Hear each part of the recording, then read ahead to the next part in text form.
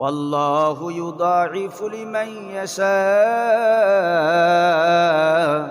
ওয়াল্লাহু ওয়াসিউন আলিম। আল্লাহ রাব্বুল আলামিন এই জায়গার মধ্যে মাসালা দিচ্ছে, উদাহরণ দিচ্ছেন। যারা আল্লাহ রাস্তায় দান করে তাদের উদাহরণ হলো ওই সমস্ত বীজের মতো যেই বীজ থেকে ৬০টা শীষ উৎপন্ন হয়। সুবহানাল্লাহ খান। আল্লাহ রাস্তায় যদি কেউ নেক নিয়তে দান করে, আল্লাহ এটা বাড়াইতে বাড়াইতে উহুদ পাহাড় পরিমাণ বাড়ায়া দেয়। সুবহানাল্লাহ খান। আমার বইরা,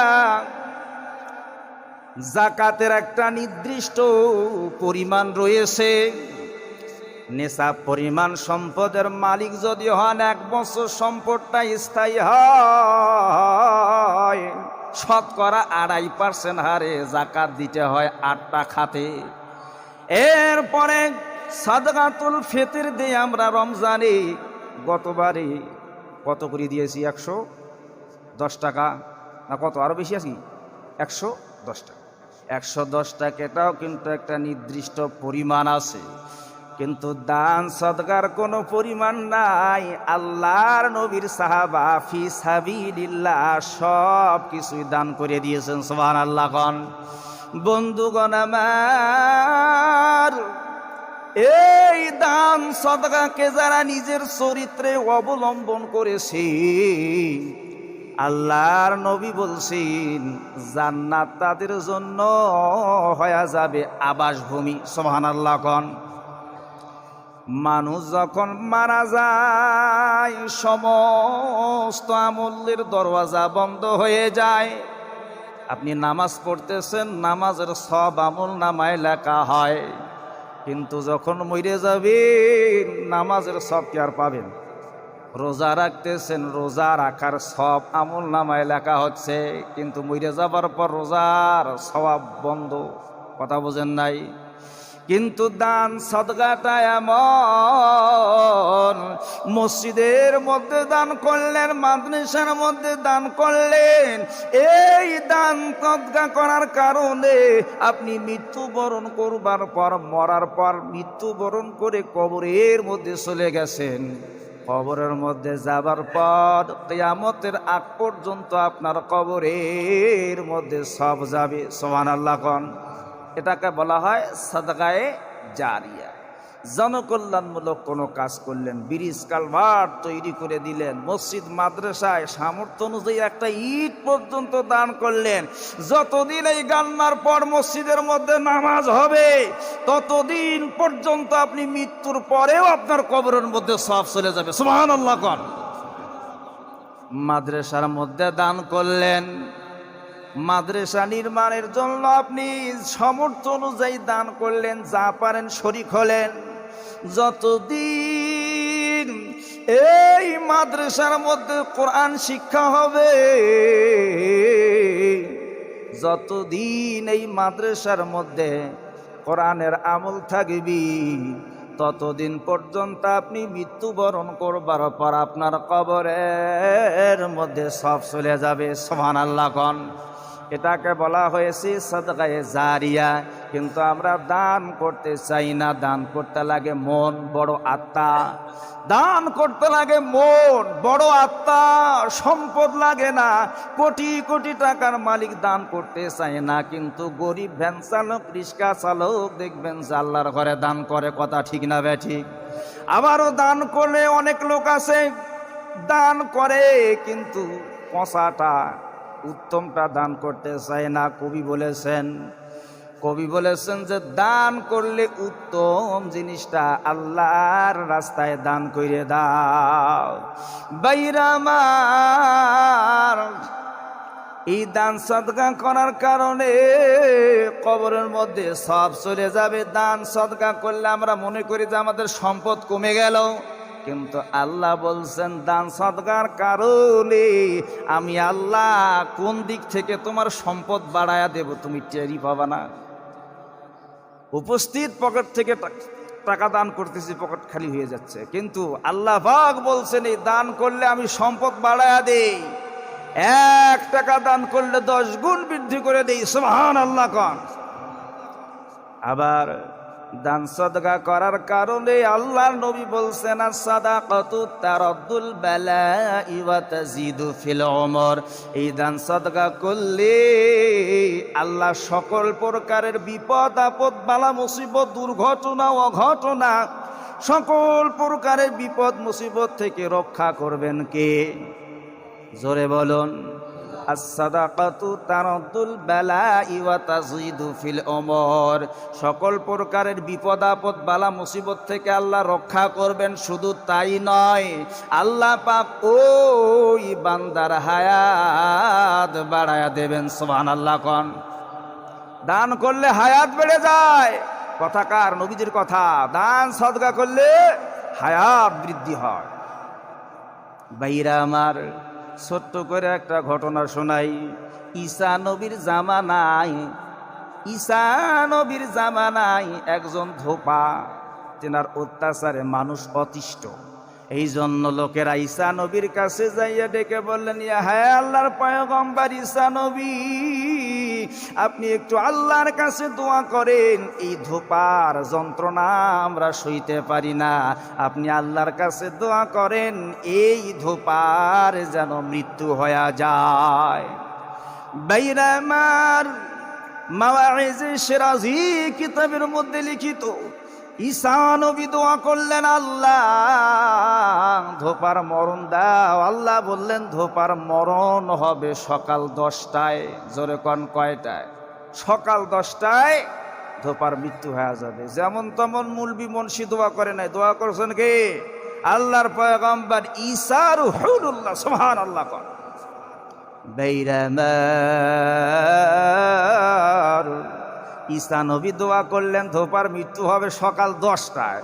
লোকেরা সবাই জেনে গেল যে আল্লাহর পয়গম্বর দোয়া করছে, এই দোয়া তো মিস হবে না, ধোপার মৃত্যু হবে সকাল 10টায়, কোনো মিস নাই। এই জন্য ধোপাও জানতে পারলো যে আল্লাহর পয়গম্বর দোয়া করেছে আমার মৃত্যু হবে সকাল 10টায়। ধোপা সকাল বেলায় কাপড়ের গাঁটটি লইয়া কাপড় ধোবার জন্য নদীর ধারে চলে গেলেন। কাপড় ধোবার জন্য যাইতেছি, সকালের খাবার হিসেবে 3টে রুটি সঙ্গে করে নিয়েছিল। মারহাবা কন। কাপড় ধোয়ার জন্য ধোপা যায়, এমন সময় একজন ক্ষুধার্ত ভিক্ষুক এসে ডেকে বললেন, হে আল্লাহর বান্দা, 3 দিন যাবত অনাহারে, কোনো খাদ্য পানি পেটের মধ্যে যায় নাই, দয়া করে যদি তুমি আল্লাহর রাস্তায় আমারে কিছু দান করো, আমি তোমার জন্য প্রাণ ভরে দোয়া করে দেব। এই ভিক্ষুকের এই কথা শোনার পর ধোপার মনের মধ্যে একটা ফিলিংস তৈরি হলো। 3খানা রুটির মধ্যে একটা রুটি ওই ক্ষুধার্ত মিসকিনকে ফি সাবিলিল্লাহ দান করে দিল, সুবহানাল্লাহ কোন। এবার ওই মিসকিন রুটি খাওয়ার পর 2 হাত তুলে দোয়া করলো, আল্লাহ এই ধোপার রব্বুল আলামিন তুমি জিন্দেগির সমস্ত গুনাহ মাফ করে দাও, সুবহানাল্লাহ কোন। ধোপার মনের মধ্যে আবার ফিলিংস তৈরি হলো যে আমার জন্য দোয়া করলো, আরো একটা রুটি দান করলো ফি সাবিলিল্লাহ কোন, সুবহানাল্লাহ। 2টা রুটি খাবার পর এবার মিসকিন দোয়া করলো, আল্লাহ এই ধোপার অতীত এবং বর্তমানের সমস্ত গুনাহ মাফ করে দাও, সুবহানাল্লাহ কোন। তাহলে ধোপার কাছে রুটি ছিল কয়টা? দান করলেন কয়টা? বাকি আছে কয়টা? অবশিষ্ট বাকি রুটিটাও ওই মিসকিনকে দান করে দিলেন ফি সাবিলিল্লাহ। এবার ওই মিসকিন 3টে রুটি তৃপ্তি সহকারে খাবার পর 2টা হাত তুলে আল্লাহর কাছে দোয়া করলো, রব্বুল আলামিন এই ধোপার অতীত বর্তমানের গুনাহ মাফ করিয়া তার হায়াত বাড়ায়া দাও, সুবহানাল্লাহ কোন। এই দোয়া করার পর মিসকিন চলে গেল। ধোপা কাপড়ের গাঁটটি সাজাইয়া নদীর ধারে কাপড় ধোয়ার জন্য চলে গেলেন। কাপড় ধুচ্ছে, অনেকগুলি লোক জড়ো হয়ে গেছে ধোপার মৃত্যু দেখার জন্য। কারণ দোয়া করছে কে? পয়গম্বর ঈসা আলাইহিস সালাম সকাল 10টায় ধোপার মৃত্যু হয়ে যাবে। 10টা 11টা 12টা বেলা 2টা বেজে যায়, ধোপার কোনো মৃত্যু হয় না। এবার লোকেরা বলা বলি করলো যে আল্লাহর পয়গম্বর দোয়া করলো, দোয়া তো মিস হওয়ার কথা নয়, কারণ কি ধোপার এখনো মৃত্যু হয় না কেন? কারণ কি মনে হয় টুপিওয়ালার দোয়ার কোনো অ্যাকশন নাই? আমার ভাইরা, এইবার লোকেরা যাইয়া ঈসা নবীকে ডেকে বললেন, হে আল্লাহর পয়গম্বর, আপনি কি দোয়া করলেন? আপনার দোয়ার মধ্যে তো কোনো অ্যাকশন নাই, ধোপা এখন পর্যন্ত জিন্দা আছেন। এবার ঈসা আলাইহিস সালাম ধোপাকে ডাক দিলেন যে ধোপা এদিকে আসো। ধোপা ঈসা নবীর দরবারে চলে আসলেন, ডাক দিয়ে বললেন, ধোপা রে, আমি তোমার জন্য দোয়া করলাম আল্লাহর কাছে তোমার মৃত্যুর জন্য, তোমার মৃত্যু হয়ে যাবে সকাল 10টায়, এখন পর্যন্ত তুমি জিন্দা আছো, কারণ কি? দয়া করে বলো তুমি কি এমন আমল করেছ? ধোপা ডাক দিয়ে বলে, আল্লাহর পয়গম্বর, সকাল বেলায় কাপড় ধোয়ার জন্য আসতেছি, এমন সময় একজন ক্ষুধার্ত ব্যক্তিকে 3টে রুটি আমি ফি সাবিলিল্লাহ আল্লাহর রাস্তায় দান করেছি, আর ওই ক্ষুধার্ত ব্যক্তি আমার জন্য দোয়া করেছে যে আল্লাহ তার অতীত বর্তমানের জিন্দেগির গুনাহ মাফ করিয়া হায়াত বাড়ায়া দাও, কোন সুবহানাল্লাহ। এবার ঈসা আলাইহিস সালাম মুস্কি হাসি দিলেন আর ডেকে বললেন, ধোপা তুমি এখন থেকে নতুন করে আমল করো, আল্লাহ রাব্বুল আলামিন তোমার জিন্দেগির গুনাহ মাফ করে হায়াত বাড়ায়া দিয়েছেন, সুবহানাল্লাহ কোন। ঈসা নবী ধোপাকে ডেকে বললেন, তোমার হাতে যে কাপড়ের গাঁটটিটি আছে ওই গাঁটটিটি একটু খোলো দেখি। কাপড়ের গাঁটটি খোলা হলো, বিশাল একটা বিষধর সাপ ওই কাপড়ের গাঁটটি থেকে বাহিরে আসলো। আমার বন্ধুগণ, নবী লক্ষ্য করলেন ওই সাপের মুখের মধ্যে একটা লাগাম লাগানো ছিল।